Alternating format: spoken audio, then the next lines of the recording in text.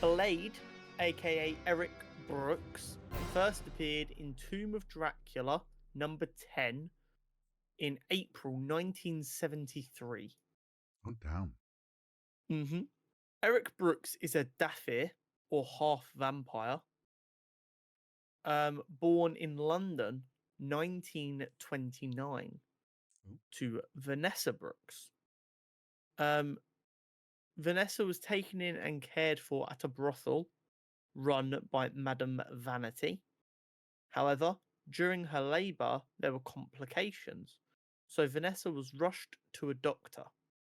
However, this doctor was in fact a vampire who feasted on her as she gave birth. This caused the baby to be altered but not turned. This would give him all of the enhanced lifespan, strength, and other associated powers and abilities of a vampire without the drawbacks.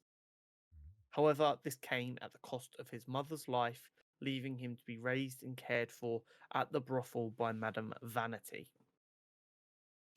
As a teenager, Eric would save Jamal Afari from vampires in London. After this, Jamal explained to Eric that he was a vampire hunter from America. And after learning of Eric's life and disdain for vampires, as well as his eagerness to stop them, Jamal agreed to train Eric as a vampire hunter and teach him everything he knows, as well as also helping him to learn to control his budding abilities. It was while under Jamal's tutelage he would adopt the name Blade. He chose this name because he liked using sharp things to stab vampires. Simple. Yeah. Jamal and Blade would work together, honing Blade's skills until Blade accidentally killed a man who was suffering from a mental break, believing him to be a vampire.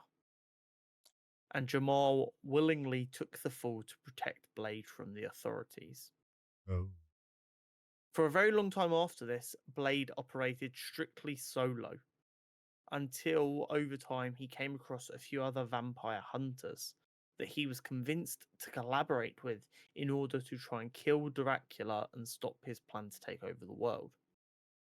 Blade infiltrated Dracula's operation by convincing him that he believed vampires would soon take over the world and he wanted to help speed that process up. And he would be able to help being able to be a day walker and walk during the sun. Interested in the plan, Dracula invited him and his team into his lair, where they attacked and killed him.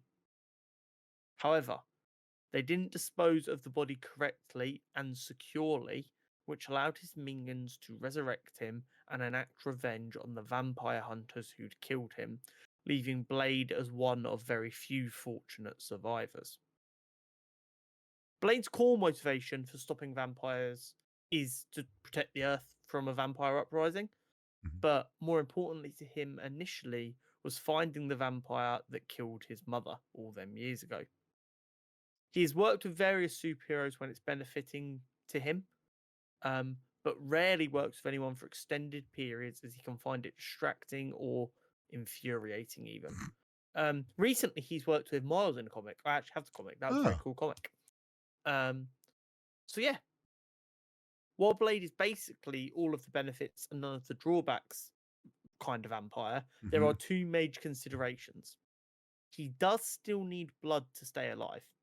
He does have a serum that he uses instead, but he has to take this extremely regularly to stay at full strength. And if for whatever reason he was to go about a week from it, he may become like blood crazed and be liable to attack and drain an innocent person. Which means he has to, while he does have a good stash of it, if he was to be kidnapped and locked up for an extended period of time, there could be some problems. He is also in danger of death if exposed to red sunlight for an extended period. So in the short term, it will be quite uncomfortable for him and will burn his skin slightly. But if he was like exposed to red sunlight for an extended period, it's gonna have the same effect on him as a traditional yellow sun would have on a vampire. So that is Blade.